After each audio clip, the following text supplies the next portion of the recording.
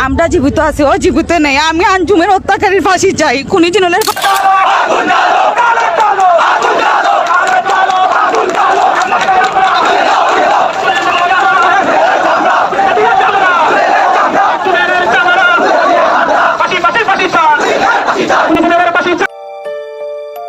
কিন্তু এখনো জুনেলের বিচার হয়নি। বর্তমানে জুনেল মৌলভীবাজার জেলা কারাগারে রয়েছে।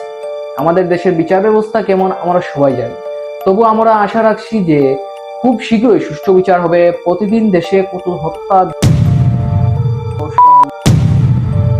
হচ্ছে, এগুলো কঠিন এবং সুষ্ঠু বিচার হলেই এগুলো কমবে।